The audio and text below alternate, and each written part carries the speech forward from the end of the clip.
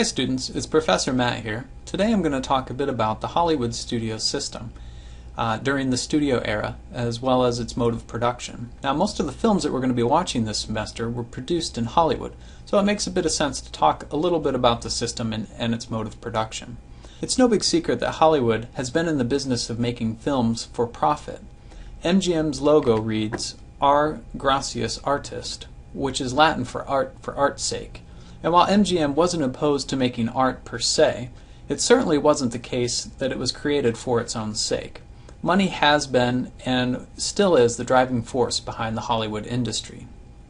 Now, the ideal of capitalism conjures in many a quaint, almost bucolic image of small-town Main Street, a place lined with mom-and-pop shops, set up by self-motivated and hard-working individuals, taking advantage of the system of free enterprise that enables anyone with enough pluck and a little bit of luck to start their own business and let the marketplace decide if it succeeds or fails. This is the first stage of capitalism, called free and open market.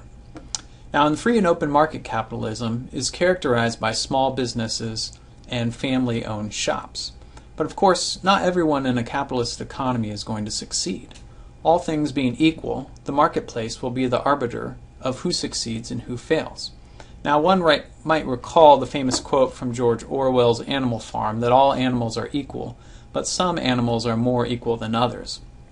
However, for the sake of argument, let's say that all other matters are equal, on Main Street at least, and some of these small businesses have failed and closed up shop, while others are making a handsome profit.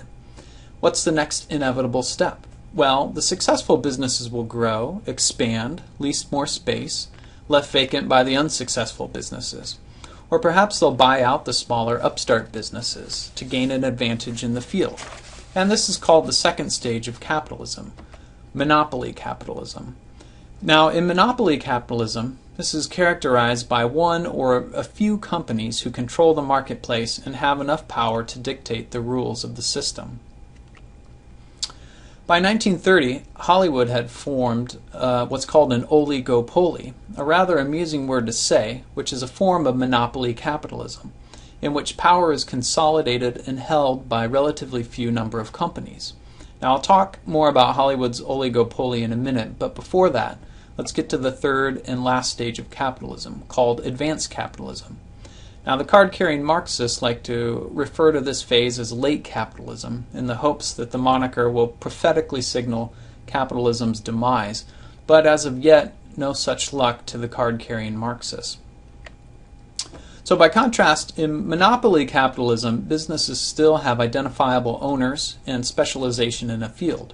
However, in advanced capitalism, this is marked by stock ownership and diversification. So, which takes the form today of the multinational conglomerate.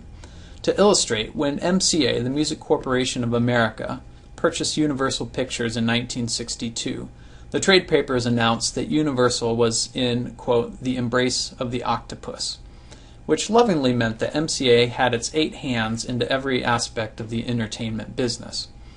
With the diversified multinational corporation, those hands might be into anything from the entertainment business to film production, music production, amusement parks, professional sports teams, magazines, websites, to enterprises outside of the entertainment business, things like insurance sales, parking lots, commercial real estate, agriculture, farming, you name it. For example, Universal Pictures, now called NBC Universal, is owned by the recently merged General Electric and Comcast. The end goal of the multinational conglomerate is nothing short of global imperialism, basically world domination. But for now, back to monopoly capitalism and Hollywood's oligopoly. Due in large part to Hollywood's transition from silent films to talking pictures in the late 1920s, by 1930, Hollywood had consolidated into an oligopoly consisting of 5 major studios and 3 minor studios.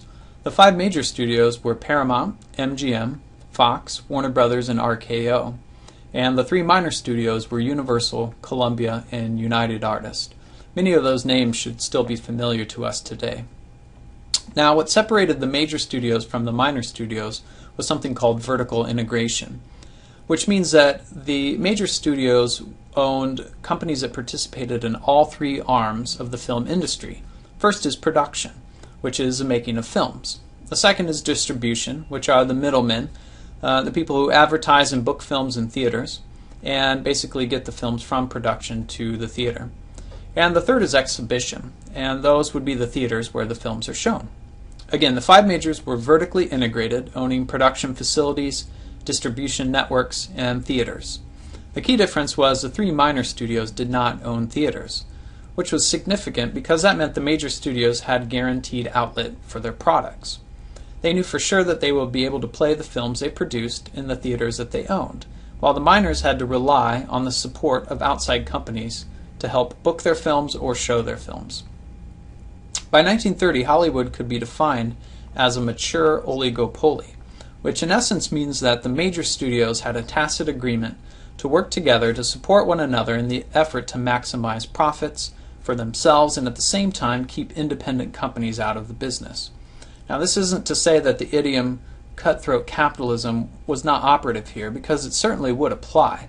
However, the majors realized that at a certain level, a certain amount of collusion was necessary to ensure that their competition would have a hand at help directing the marketplace. Now, examples of how Hollywood's mature oligopoly worked. The majors adopted similar sound equipment so that the theaters could be upgraded and outfit for sound without the fear that one system would become obsolete. Another example is star rentals. The majors would routinely lend out their top talent, actors and directors, to other major studios, but refused the same sort of loan-outs to independents. The majors would occasionally loan out a star to one of the minor studios, Columbia or Universal, but such a rental was often conducted as a disciplinary measure because an unruly star perceived the value of those two studios as not quite as high as the other majors.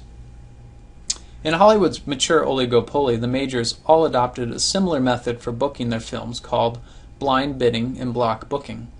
A studio would sell independent theaters, those theaters not associated with the majors, their entire year's program of films, so-called block booking, without knowing exactly up front what all those films would be, and this is so-called blind bidding. Now, the majors did not force theaters owned by the other majors to participate in blind bidding and block booking, but only used this practice on independent theaters. The U.S. Supreme Court would later rule that this practice was illegal, but in the Golden Age it reigned supreme. The Hollywood studio system was enacted in 1930, experienced a golden age throughout the 1930s, and then boomed into the war years in the early to mid-40s. Though the Hollywood system would evolve in the 1950s and beyond, it has remained the most dominant system worldwide.